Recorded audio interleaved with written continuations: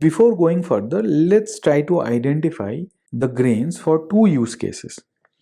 So this is the first use case wherein there's a vehicle franchisee or vehicle franchisee dealership rather that deals with multiple car brands like General Motors, Audi, BMW, Toyota, Honda, Tata, Mahindra, etc.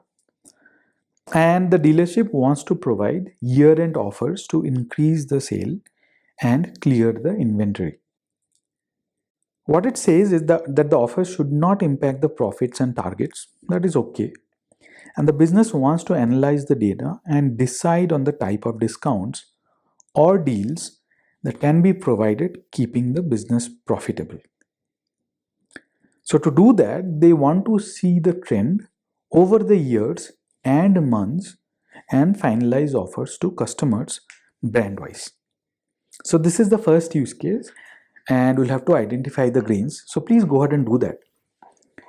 There's one more use case, and this is based on an IT company which uses an ERP tool, enterprise resource planning, something like Salesforce, to track resource utilization and activity. And the tool allows every employee to record the work that each employee does on every opportunity, including technology, team, project, etc. And there are various departments in the company. And the organization's leadership want to increase the people foreseeing a big opportunities in the pipeline. Now, of course, the decision has to be data driven. So for the decision to add headcount depends on the month-wise work breakdown across various departments over the last 2 years.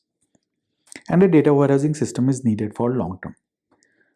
So these are the two use cases, and you can pause the video and try to find out the grain. If not, please proceed and I'll show you how to break down these use cases and identify the grains. Let's take the first one first.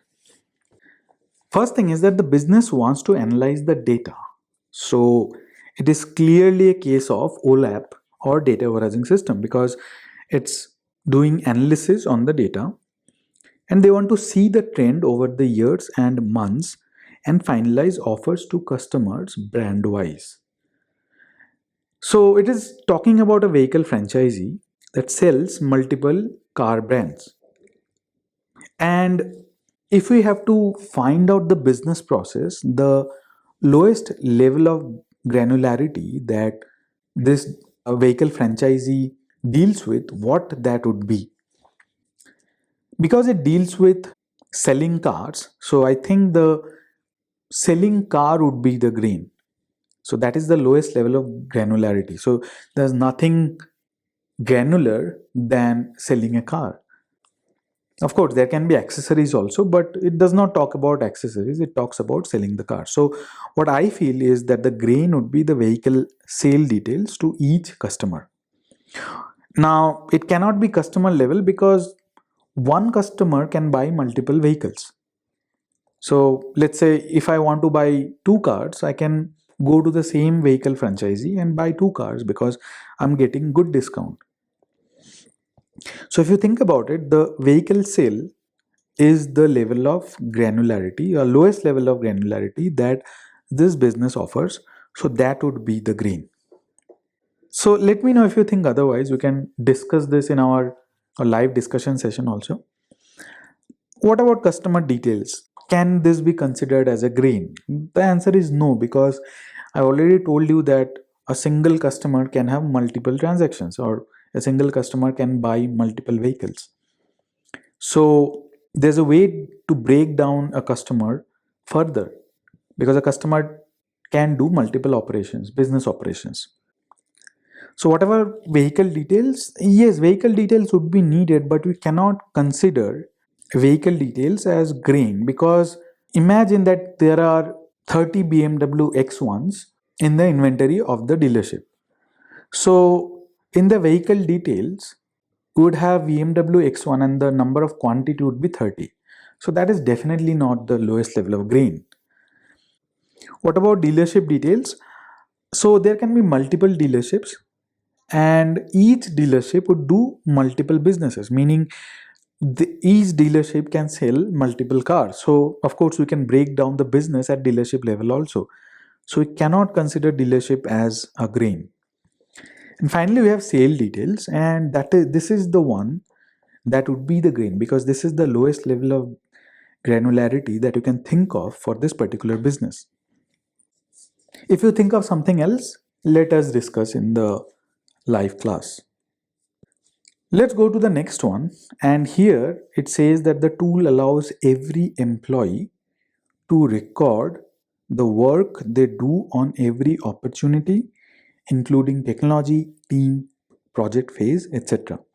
Meaning that each opportunity would contain the technology, it would contain the team, it would contain the project phase also.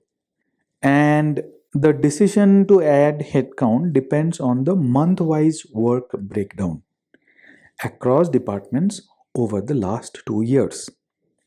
And it has clearly mentioned that a data warehousing system is needed. So there's no debate about that. So what would be the grain? Now, if we read this carefully, the answer of the grain is already given in the first highlight. The tool allows every employee to record the work they do on every opportunity. So it seems like each opportunity can be the grain, because that is the lowest level of record or lowest level of information that is tracked. And a single employee can work on multiple opportunities also. So the opportunity also includes other information like technology, team, etc. So I think that the grain would be the record of each employee for each opportunity. So employee ID followed by the opportunity ID would be the primary key of the fact table, I guess. If you think it is something else, we can discuss.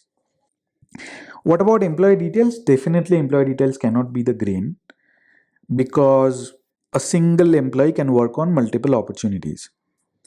And when you talk about resource planning, the lowest level of granularity is working on individual opportunities.